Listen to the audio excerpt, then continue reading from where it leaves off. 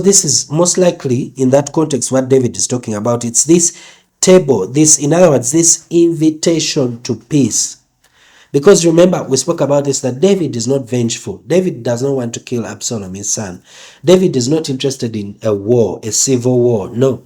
He wants peace. He wants rest. He wants for everybody to be at peace. And so this is his heart.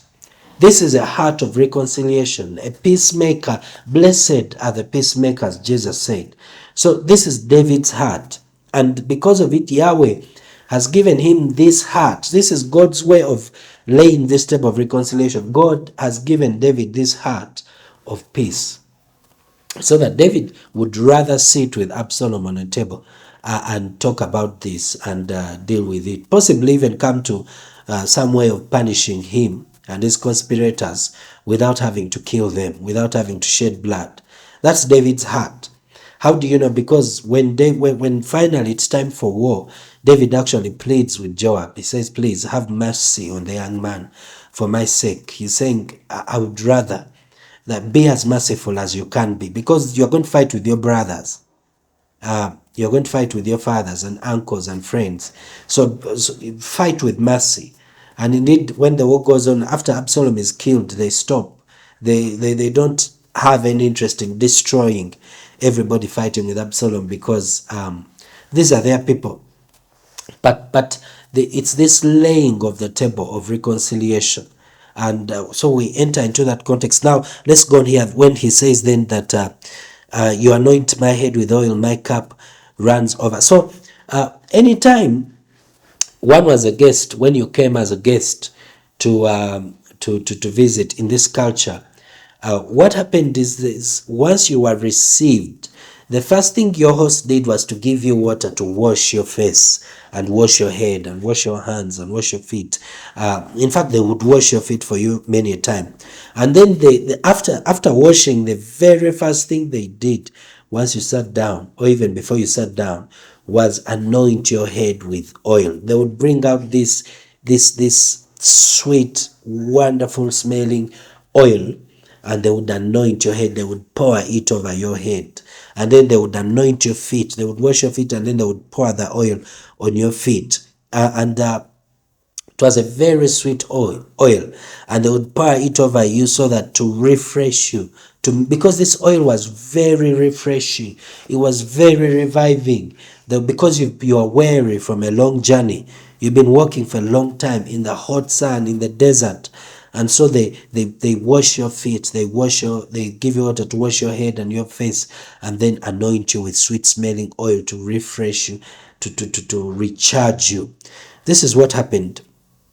And so let's look at some of these words here. When it said that you anoint, and this word anoint, it is the idea of making something fat or making something abundant. You see, it is not just pouring oil on you, or it is not just smearing you with oil. It's the idea of making you fat, making you abundant in every way. And then when it said you anoint my head with oil, and this word for oil here is an interesting word. It's not yitsha, because yitsha is the anointing oil. And I always thought when I read this that it's talking about you anoint my head with that anointing oil. But no, the word he uses here is speaking of fat. It's a different word. It's not talking of anointing oil, it's talking of fat. It's a word that the root speaks of a richness, being rich, being abundant. One who is being made rich, being made fat with abundance. That's the idea that is communicating here. You anoint my head with fatness. If you combine these two words, then you're getting the idea of one that is being fattened. A person that is being fattened with abundance, with success, with prosperity, with peace. One who is being made rich with abundance. And David is acknowledging that this is what Yahweh is doing for him. We could translate this verse and say this: you make fat my head with fat, because anoint means to make fat and oil means fat. Or you could say you make fat my head, you make my head fat until it is obese. Or you make me abundant with riches. You pile upon my head riches.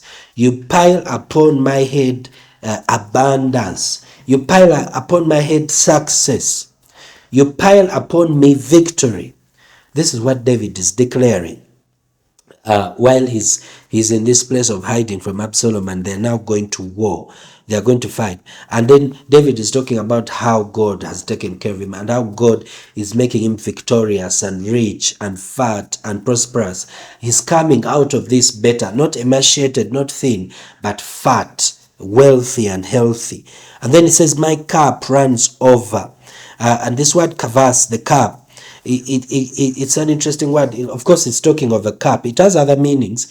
It speaks of a bird, a pelican, for example, or a stork with a sharp carved mouth.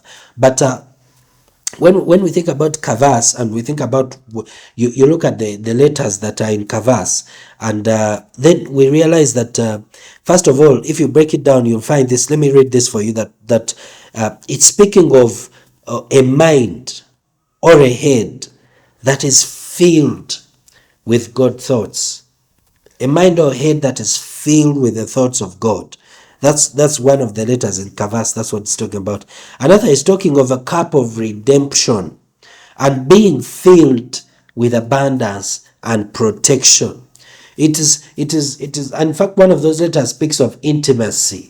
It's talking of an intimacy with God. It's talking of, because we are intimate with God, because we are in union with God, because we are in this wonderful relationship with God, the result of that is that we are made fat. The result of that is we are filled with these thoughts of the goodness of God. We are filled with these thoughts of God's redemption towards us. It is speaking of overflowing with the power, with the protection, with the strength of God.